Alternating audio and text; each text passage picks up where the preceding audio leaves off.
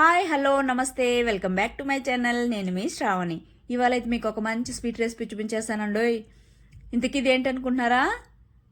అయ్య బాబోయ్, కలర్ చూస్తే ఏమో బ్లాక్గా ఉందండి. ఏం రెసిపీ ఇది అనుకోకండి. రాగి పిండితో లడ్డు చాలా సింపుల్గా, ఎవరైనా కూడా ఈజీగా ఎప్పుడైనా స్వీట్ తినాలనిపించినప్పుడు సింపుల్గా, టేస్టీగా, హెల్తీగా చేసేసుకోవచ్చు. ఇందులో అయితే కాల్షియం ఐరన్ ఎక్కువగా ఉండడం వల్ల హెల్త్కి చాలా మంచిది. బోన్ స్ట్రాంగ్గా ఉంచడానికి బాగా యూజ్ అవుతుంది. ఇంకా చెప్పాలంటే డయాబెటిక్ వాళ్ళకైతే పర్ఫెక్ట్ స్వీట్ రెసిపీ అని చెప్పొచ్చు. ఇక వెయిట్ లాస్లో ఉన్న వాళ్ళకి స్వీట్ క్రేవింగ్స్ ఉంటాయి కదా అప్పుడైతే పక్కా ఇది ట్రై చేయొచ్చు. హెల్త్కు మంచిది తినడం వల్ల, అలానే స్వీట్ తిన్నట్టు కూడా ఉంటుంది. ఇంకా పిల్లలకు పెట్టడం వల్ల ఇంకా మంచిదండి. ఇంకా చెప్పాలంటే గ్రో అవుతున్న ఎదుగుతున్న ఆడపిల్లలకైతే మరీ మంచిది తినడం వల్ల అయితే. సో తప్పకుండా అయితే మీ ఇంట్లో కూడా ట్రై చేసేసి మీ పిల్లలకైతే పెట్టేయండి. ఇక చెప్పాలంటే నోట్లో వేసుకుంటే మెల్ట్ అయిపోతుందండి, అంత సాఫ్ట్గా ఉంటుంది.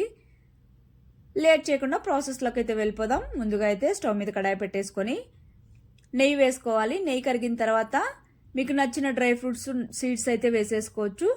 నేనైతే ఇక్కడ బాదంని అయితే ఈ విధంగా కట్ చేసేసుకొని వేసుకున్నాను.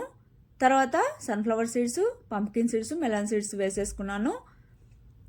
తర్వాత వాటిని అయితే మంటను సిమ్లో పెట్టుకొని మంచిగా దూరగా వేయించుకున్నాను. ఇక్కడ లడ్డూకు మొత్తం ఈ డ్రై ఫ్రూట్స్ వల్లే అండి టేస్ట్ వచ్చేది.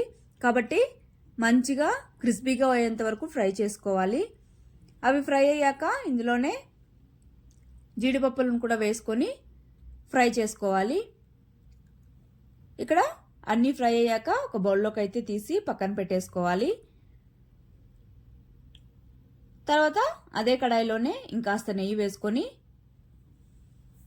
కరిగాక రాగి పిండి అయితే ఇక్కడ 1.5 కప్ తీసుకున్నానండి. వేసుకున్న తర్వాత మంటను లో ఫ్లేమ్లో పెట్టుకొని మంచిగా పచ్చివాసన పోయేంత వరకు కలుపుతూ ఫ్రై చేసుకోవాలి. ఈ విధంగా నెయ్యిలో వేయించుకోవడం వల్ల టేస్ట్ ఇంకా బాగుంటుందండి. ఈ విధంగా కాస్త పచ్చివాసన పోయాక ఇందులోనే 1/2 కప్ అయితే ఎండు కొబ్బరి అయితే వేసుకున్నాను. క్లిప్ అయితే మిస్ అయింది. ఎండు కొబ్బరి వేసుకున్న తర్వాత ఒక 2 నిమిషాల పాటు ఫ్రై చేసుకొని తీసి పక్కన పెట్టేసుకోవాలి. తర్వాత స్టవ్ మీద మరొక కడాయి పెట్టుకొని అందులోకి అయితే 1 కప్పు దాకా బెల్లం తీసుకున్నాను. 1/2 కప్పు వాటర్ వేసుకొని మొత్తం బెల్లాన్ని కరగనివ్వాలి. ఈ విధంగా కలుపుతూ మంటలను అయితే సిమ్లోనే ఉంచుకోవాలి. ఈ విధంగా బెల్లం కరిగిన తర్వాత ఇందులోకి అయితే ఇలాచీ పౌడర్ వేసుకోవాలి. అలానే 1 స్పూన్ దాకా నెయ్యిని కూడా వేసుకొని మంచిగా ఈ విధంగా ఒక పొంగు వచ్చేంత వరకు కలుపుతూ మంటను లో ఫ్లేమ్లో పెట్టుకొని కుక్ చేసుకోవాలి. ఈ విధంగా ఒక పొంగు వచ్చాక స్టవ్ అయితే సిమ్లో ఉంచుకొని ఇప్పుడైతే ఈ బెల్లం పాకాన్ని మొత్తం పిండిలోకి అయితే వడగట్టేసుకోవాలి. ఇక్కడ పాకం అనేది ఏమీ అవసరం లేదండి. ఈ విధంగా వడగట్టుకున్న తర్వాత మొత్తం పిండి అలానే పాకం కలిసిపోయేంత వరకు కలుపుతూ ఉండాలి. మంటను మాత్రం సిమ్లోనే ఉంచుకోవాలి. ఈ విధంగా కాస్త దగ్గర పడ్డ తర్వాత ఇందులోకి అయితే మనం వేయించుకున్న డ్రై ఫ్రూట్స్ అయితే వేసేసుకోవాలి. వేసుకొని మొత్తం మిక్స్ చేసేసుకొని కడాయికి మొత్తం పిండి అనేది సపరేట్ అయ్యేంత వరకు ఈ విధంగా కలుపుతూ చూసారు కదా ఇక్కడ ఫ్రై చేసుకోవాలి.